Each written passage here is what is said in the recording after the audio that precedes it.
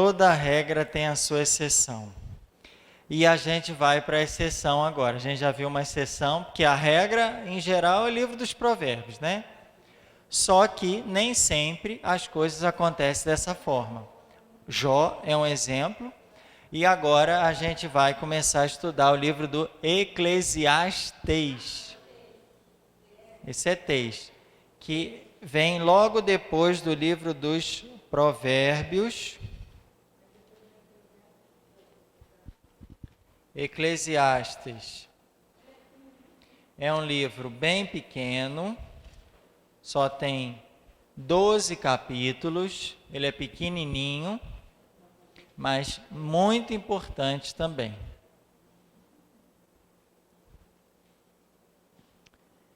Bom, primeira coisa, o nome, esse Eclesiastes é um nome grego, que é a tradução do hebraico Kohelet. Kohelet, né? Tem lá na introdução da Bíblia da CNBB, tá escrito assim, ó, o nome Eclesiastes vem do grego e significa o homem da assembleia. Eclesiastes quer dizer o homem da assembleia, é o homem que fala na assembleia. E em hebraico é Kohelet, ou aportuguesado Coelet. Se vocês por acaso encontrar na Bíblia, eu encontrei esse livro aqui, só que o nome está Coelet. Coelet, é o mesmo livro, tá? É o livro do Eclesiastes, só que Eclesiastes é o nome grego e Coelet é o nome hebraico, tá? É o nome hebraico. Então, Eclesiastes, né, que é a tradução de Coelet, é o quê? É o homem que fala na carral, ou seja, o que fala na assembleia. É o orador, é o pregador, né? Isso que significa Eclesiastes. Daí vem a palavra, ele vem de eclésia, né? Que é o quê? Assembleia. Daí vem a palavra igreja. Igreja vem de eclésia, né? Tudo que é eclesiástico, né? Vocês já ouviram esse eclésia? Eclésia quer dizer o quê? Assembleia. Então, Eclesiastes é o homem que fala na eclésia, ou seja, que fala na assembleia. É o homem que fala na assembleia. Os bichinhos estão entrando aí nas camisas, hein? Entrando aí, saindo, e eles querem uma casinha. Eles querem um abrigo. Esse é uma pessoa que fala na assembleia, é um orador. Não é uma pessoa específica, né? É uma pessoa que fala, que prega.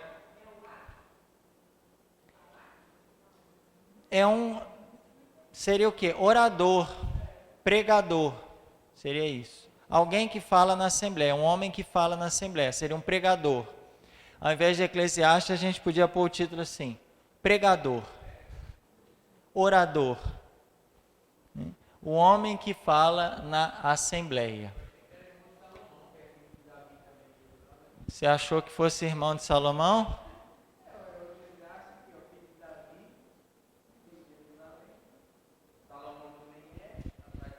Pois é. Não, é o orador, é um homem que fala na assembleia. Esse título é tirado logo do início do livro de Eclesiastes. Eclesiastes, capítulo 1.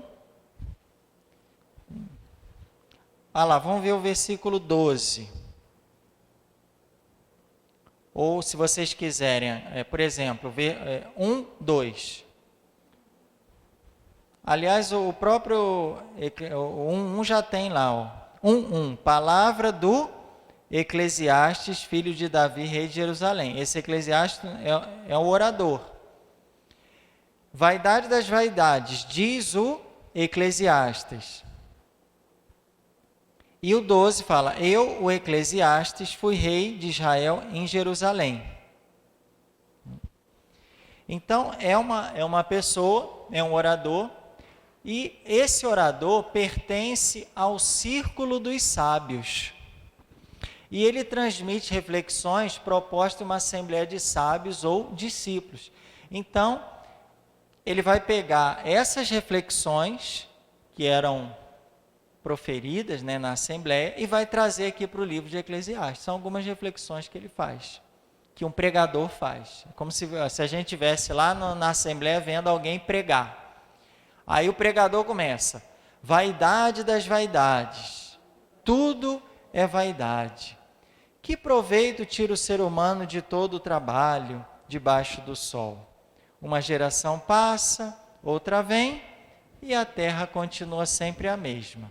O que vai dizer o livro dos Provérbios? Ele vai falar: não, mas não é assim, irmão, a gente tem que trabalhar assim, a gente tem que fazer o bem. Aí o Eclesiastes é aquela pessoa mais madura, que já viveu mais tempo. Gente, vocês podem tentar mudar o mundo e o mundo vai ficar do mesmo jeito. O provérbio é aquele jovem, né, que quer mudar o mundo, quer fazer tudo de bom. Aí o Eclesiastes é aquele senhor já mais experiente, que vai falar: meu filho, não é por aí, né? Vai continuar tudo igual, a chuva vai cair do mesmo jeito, o sol, para quê, né? Tanta pressa, né? Então ele já vai trazer um outro lado da experiência dele, né? E o livro do Eclesiastes é parecido com o livro de Jó, porque falam da retribuição de Deus aos homens, né? Ambos tratam desse tema. Só que Jó parte da realidade do mal, da doença, etc.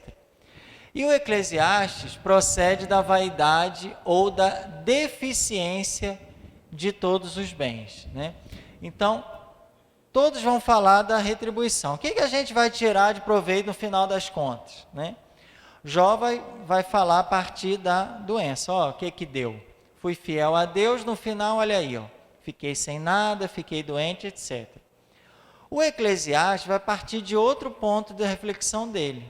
Vai falar: o que a gente vai tirar no final da vida? Se tudo é vaidade. Tudo é vaidade nessa vida, tudo, né? Então, o livro de Jó fala através de um diálogo entre o Jó e os seus amigos. A gente viu aqueles diálogos lá, né? Chega os amigos, 3 amigos de Jó, depois chega uma outra pessoa, através de diálogos. O Eclesiastes é um pregador, então o pregador é o quê? É um monólogo, ele está falando sozinho. Não é um diálogo aqui, é um monólogo. Ele vai discutir consigo mesmo a respeito da possibilidade de encontrar felicidade, onde? No gozo do prazer, no trabalho, no cultivo da sabedoria, nas riquezas. E verifica, depois de ele ter refletido, será que eu consigo encontrar felicidade no meu trabalho, no prazer, na sabedoria? E ele vai chegar à conclusão que tudo isso é o que para o homem? Uma decepção. No final das contas é tudo decepção, porque todos os bens que o homem consegue é tudo o quê? Vaidade. É tudo sopro, é tudo vento, escapa, né? Quando a gente quer segurar pelas mãos, quando a gente quer segurar as coisas, o que eu consegui no final da vida? Eu trabalhei, depois eu estudei, eu adquiri riquezas, mas no final da vida, tudo escapa. A gente quer segurar as coisas e tudo escapa às nossas mãos. A gente não tem nada no final das contas, é tudo vaidade. O homem trabalha, cansa e perde noite de sono e no final é tudo sopro. Eu não sei se eu já falei aqui o que é essa vaidade. É como se a gente tivesse, deixa eu ver se dá para a gente desenhar isso aqui. Tá, vamos usar isso aqui. Imagina que vocês estão vendo aí? Imagina que isso aqui é uma panela, tá? E aqui dentro da panela, finge que é de vidro, tá? Tem, deixa eu ver aqui, tem água. Isso aqui é água, tá? E aqui, gente, embaixo da panela, a gente vai acender o quê? Fogo, tá? Quando a água vai esquentando, o que vai acontecer? Muito bem. Ideal. Não é fazer o café agora não. Então. Aqui a água vai esquentando, vai saindo o quê? Vapor. Aí vamos supor que eu tenho outra panela aqui. Eu tenho uma estrutura aqui que uma panela está em cima da outra. Com o calor dessa, vai aquecer a outra. Vai sair também o quê? Vapor. E outra. E outra. E outra. E outra. 1, 2, 3, 4, 5, 6. Era para ter 7. Vou colocar mais uma aqui, ó. Aí o vapor dessa esquenta essa, o vapor dessa esquenta essa, o vapor dessa esquenta essa, o vapor dessa... Aí sai só um fiapinho daqui, ó. Só um fiapinho daqui, ó. Você não dá nem para ver direito. Mas tem. Certo? Esse fiapinho aqui é a vaidade das vaidades. Porque no hebraico eles não têm conceitos abstratos, porque vaidade é um conceito abstrato. No hebraico eles não têm conceitos assim abstratos, eles não falam vaidade, não, eles falam o quê? No hebraico seria vapor dos vapores. É como se esse vapor é do de baixo aqui, que é do de baixo, é do de baixo, é do de baixo, é o vapor dos vapores. Ou seja, é só um ventinho, um soprinho, um bafinho lá, bem apagado.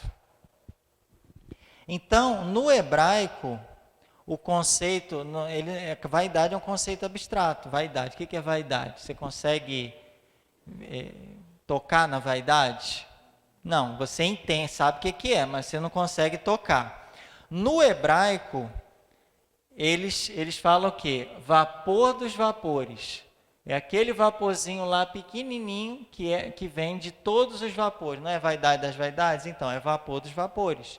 É o vapor produzido por outros vapores.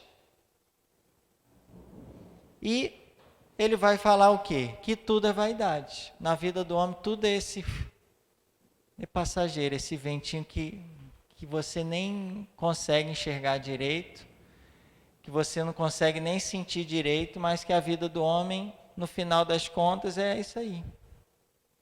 Que a gente trabalha, estuda e faz um monte de coisa, e no final a gente vai agarrar o quê?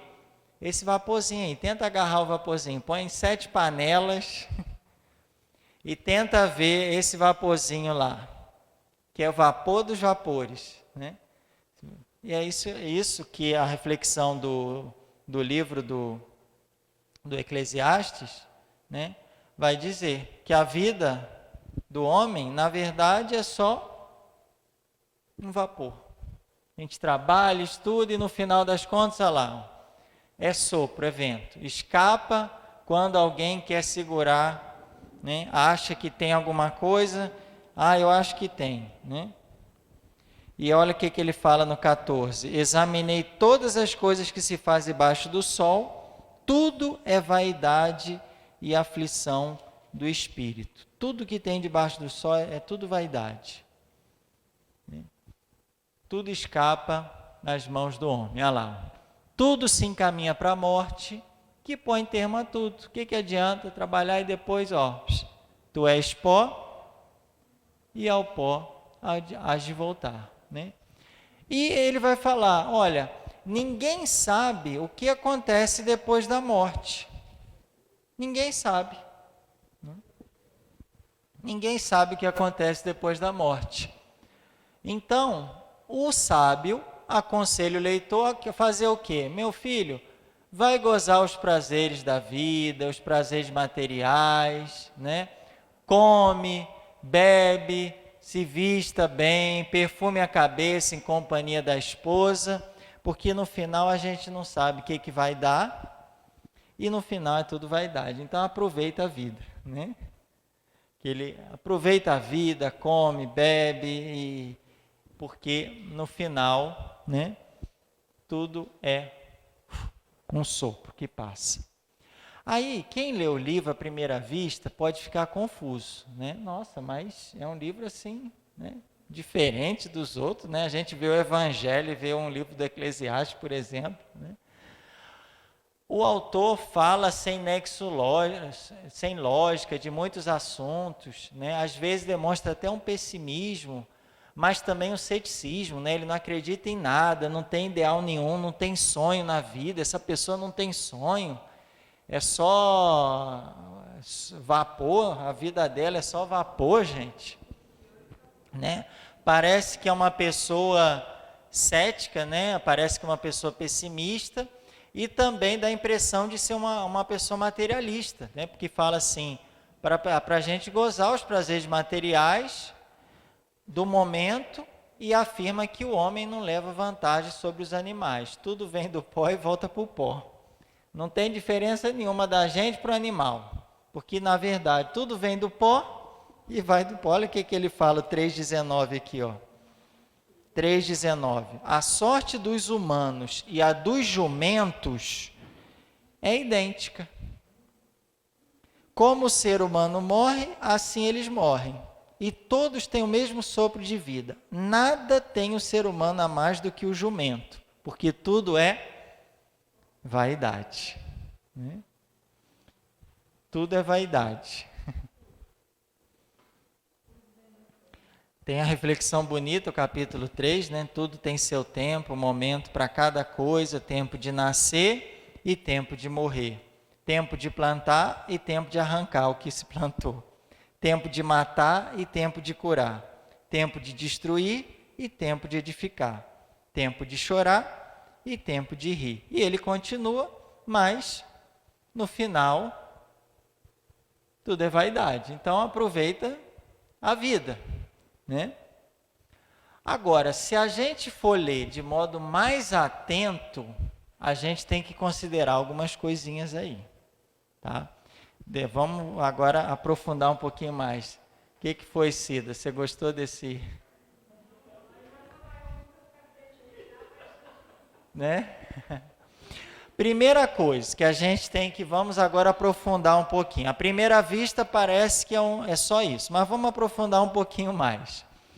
O autor de Eclesiastes, como o autor de Jó, ele não tinha uma noção de uma vida póstuma consciente. Ou seja, a noção que ele tinha era aquela noção lá do Sheol. Todo mundo, depois da morte, vai o quê? Dormir. Não tem retribuição na outra vida.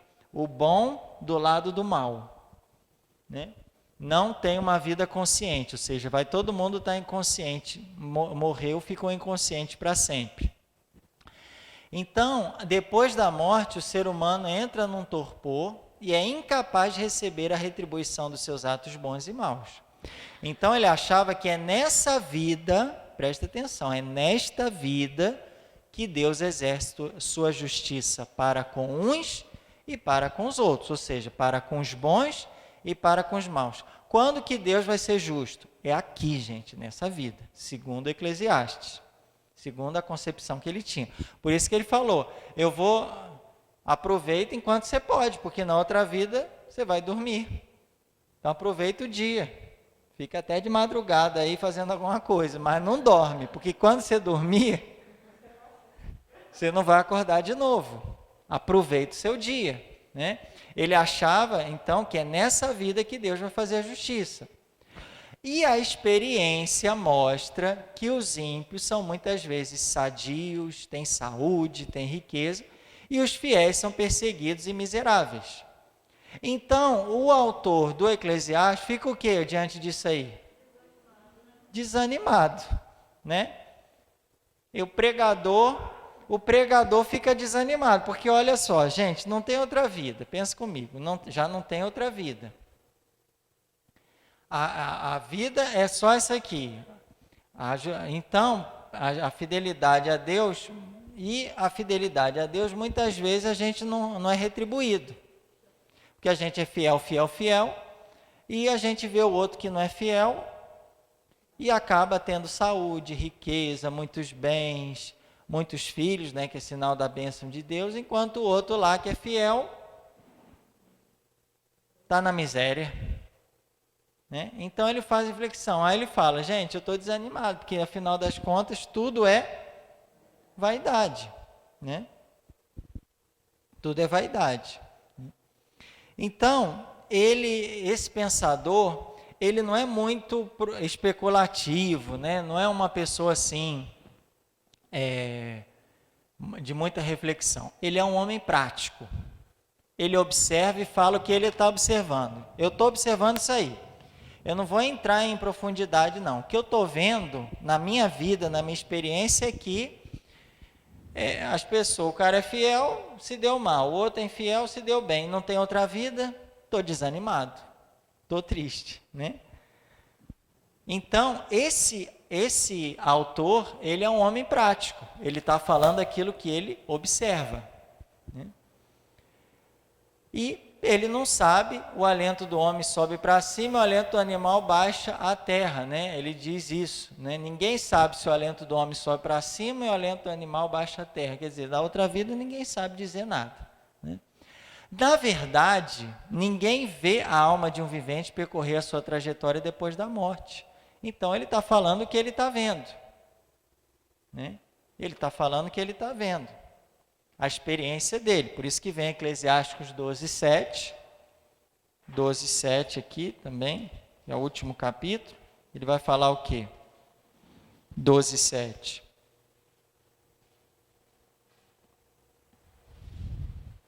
Antes que volte ao pó, o pó à terra de onde veio, e o espírito retorne a Deus que o concedeu, porque depois não tem como saber.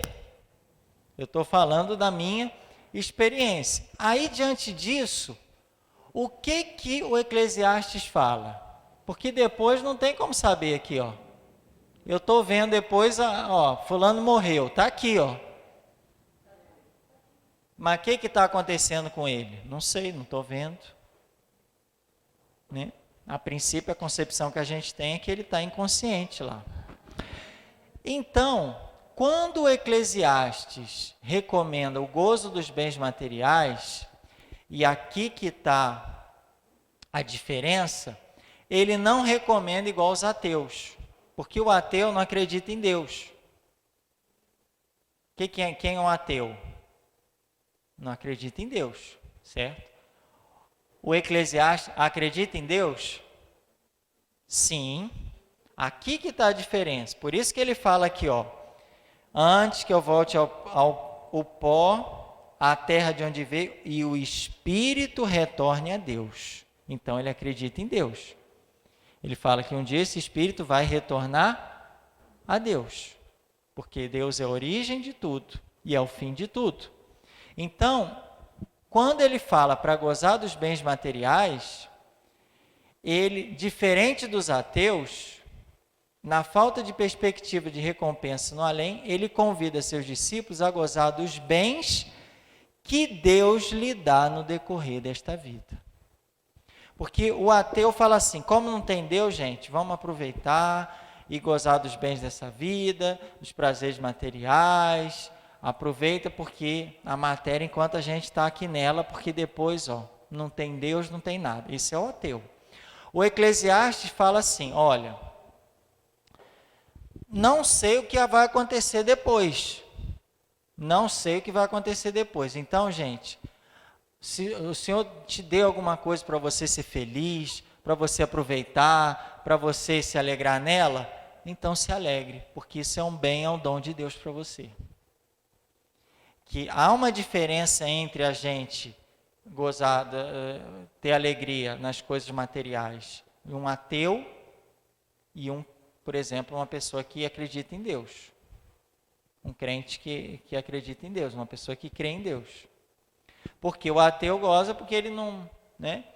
Ele não tem perspectiva, não tem Deus, então, né? Aquela história do aproveite o dia, porque a gente não sabe o que vem depois e também Deus não existe, então é só matéria mesmo, então a gente tem que mergulhar nos bens materiais e pronto.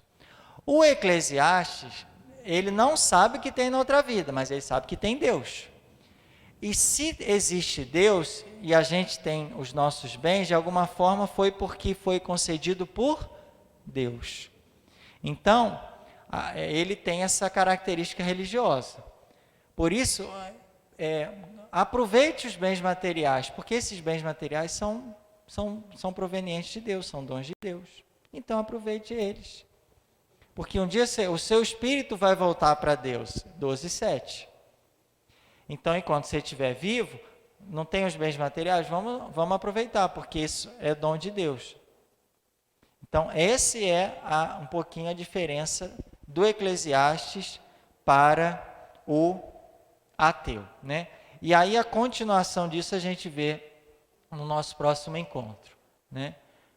Como que vai ser a visão do Eclesiastes, desse pregador, na Assembleia diante da experiência da vida. Que aqui a gente já tem outras coisas para falar, mas só para começar essa reflexão da diferença que ele não sabe o que tem na outra vida, mas nessa vida ele sabe que existe Deus, que um dia o espírito dele vai voltar para junto de Deus e que a gente tem que aproveitar dos bens materiais, sim, porque foram dados por Deus, né? Então, eu tenho, né, tem uma casinha lá que eu vou viver a minha vida. Então, aproveite sua casa, limpe, pinte a sua casa, né? Cuide dela, não deixe o mato crescer, né? Porque é um bem que Deus te deu para cuidar nessa vida, porque na outra a gente não sabe.